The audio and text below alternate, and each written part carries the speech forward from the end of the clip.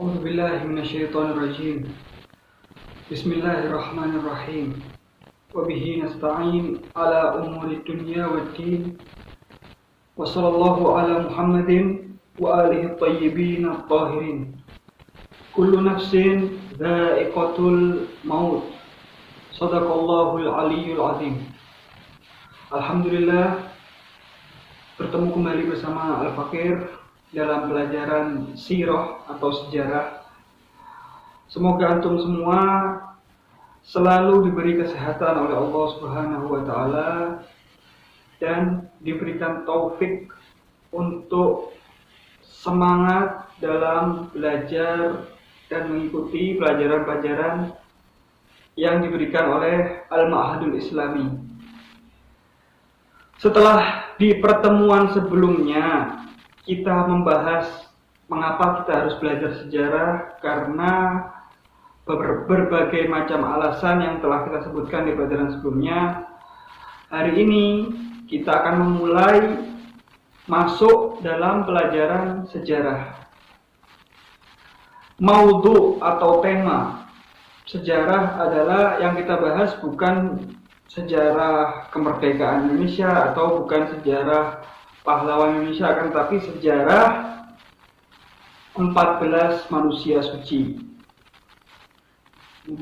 Sejarah arba'ata asyar maksumin alaihimus salam. Dimulai dari yang pertama, yaitu An-Nabi Muhammad sallallahu alaihi wa alihi wasallam. Beliau dikenal di langit dengan nama Ahmad dan terkenal di bumi dengan nama Muhammad. Allahumma sholli ala Muhammad wa ali Muhammad. Ayah beliau bernama Abdullah, putra dari Abdul Muttalib.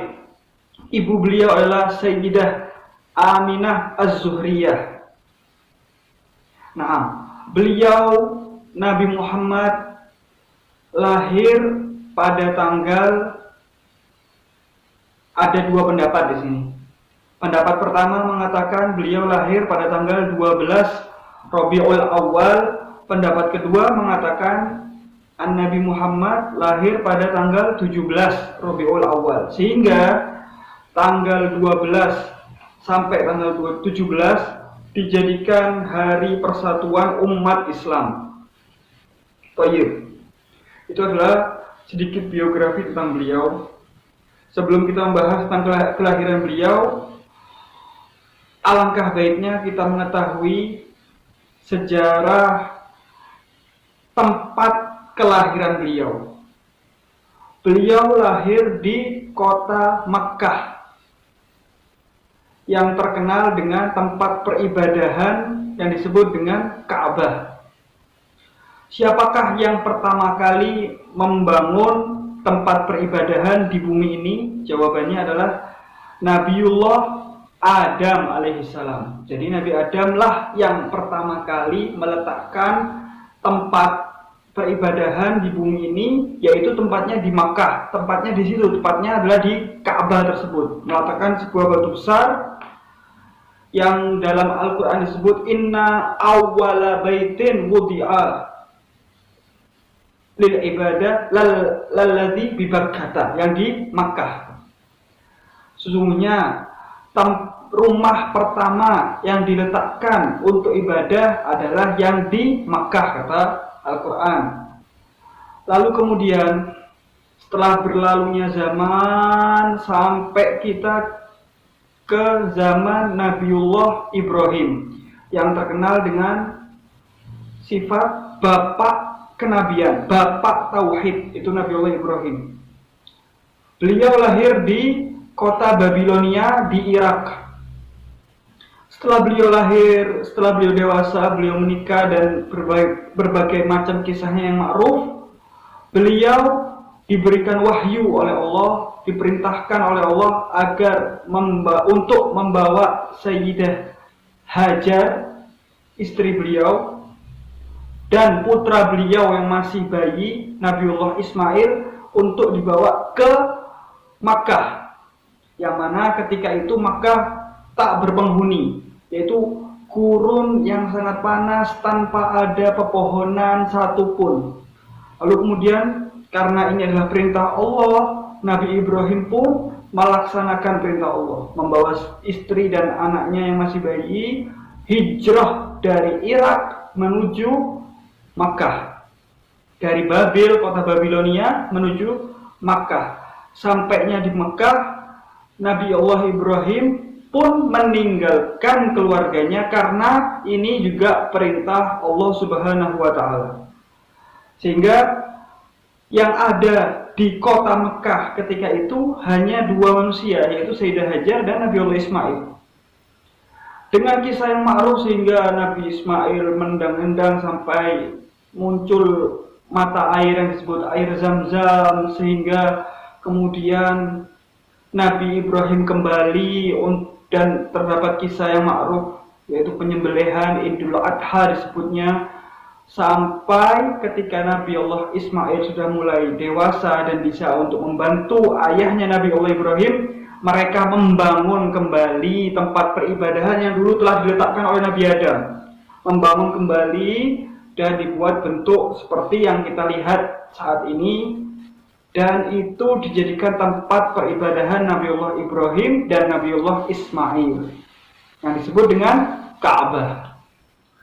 Nah, lalu kemudian Nabi Ismail pun beranak, mempunyai anak, keluarga, lalu kemudian karena tempat itu sudah tidak gersang lagi karena banyaknya pohon-pohon kurma dan lain-lain, ada mata air, sehingga banyak orang-orang pun berhijrah ke tempat yang disebut Makkah ini, sehingga mulai ada peradaban di kota Makkah.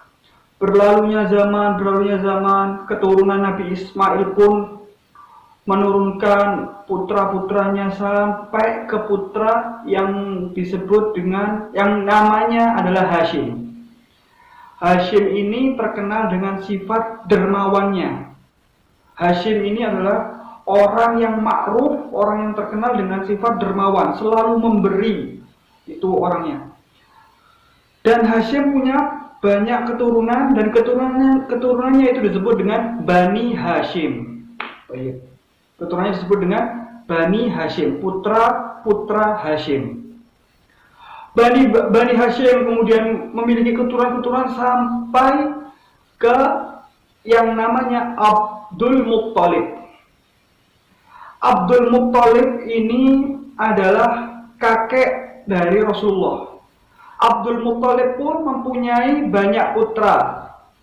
Kita sebutkan ada yang namanya Hamzah, lalu ada yang namanya Abbas, ada yang namanya Abu Jahal, terkenal Abu Hakam, kemudian Abu Lahab, kemudian Abu Thalib, ayah dari Imam Ali, dan Abdullah yang akan kita bahas. Abdullah siapa? Abdullah kemudian menikah kepada Sayyidah Aminah Az-Zuhriyah.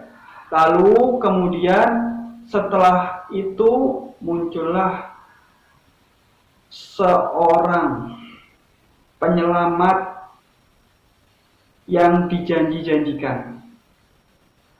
Seorang manusia terbaik ciptaan Allah, kekasih Tuhan.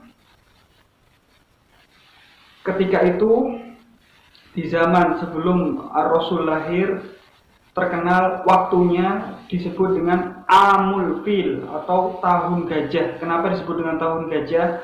Karena sebelum Rasulullah lahir itu ada Raja Abraha.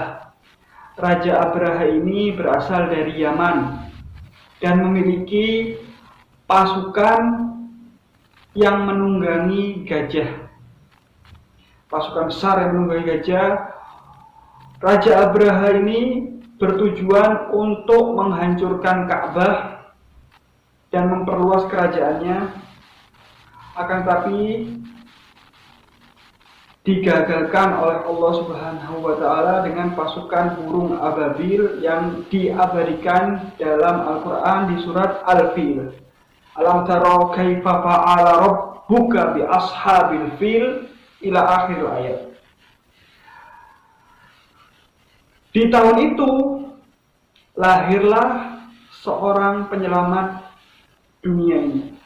Lahirlah seorang yang akan mengeluarkan umat jahiliyah dari kegelapan menuju cahaya. Dan beliau adalah Nabi kita Muhammad. Allahumma sholli ala Muhammad wa ali Muhammad.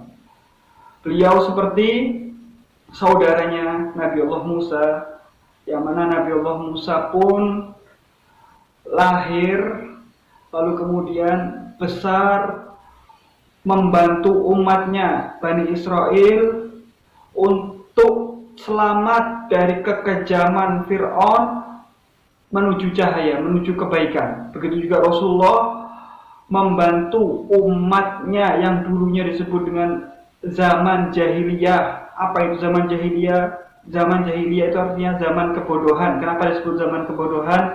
Karena kemanusiaan sudah tidak ada di zaman itu. Manusia sudah tega mengubur putrinya hidup-hidup. Perang hanya karena salah ucap bisa bunuh-bunuhan, saling mencuri, saling membunuh, itu sudah biasa di zaman itu, sehingga zaman itu disebut dengan zaman jahiliyah, zaman kebodohan. Lalu muncullah seorang pilihan Tuhan, yang mana pilihan Tuhan ini menyinari kegelapan yang telah gelap ini menuju cahaya yang terang benderang, yang mana itu juga akan terjadi di zaman kita ini, di zaman akhir zaman ini, ketika semua kembali menuju kegelapan. Semua maksiat sudah terang-terangan, minum khamar terang-terangan, berzina terang-terangan, memakai pakaian yang tidak senonoh terang-terangan. Nanti akan muncul penyelamat akhir zaman yang akan mengeluarkan kita dari kegelapan menuju terang benderang, yaitu Al-Imam Muhammad Al-Mahdi ajjalallahu ta'ala farajahu syarif. Jadi khulasatul kalam, ringkasannya, Nabi Muhammad adalah putra dari Abdullah dan kakek beliau bernama Abdul Muthalib. Paman beliau ada yang bernama Hamzah, ada yang bernama Abbas, ada yang bernama Abu Thalib, Abu Jahal, Abu Lahab. Lalu kemudian ibu beliau bernama Aminah Zuhriyah.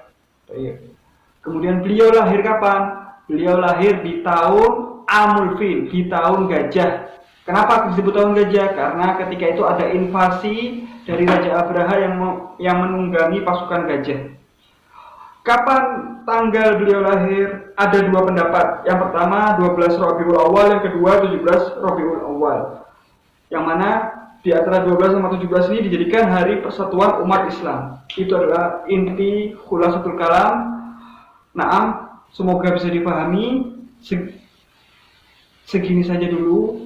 Insyaallah akan kita lanjutkan di pertemuan selanjutnya. Wabihadza tammal kalam wa rufi'al maqam wa sallallahu ala Muhammadin wa alihi at-tayyibin at-tahirin.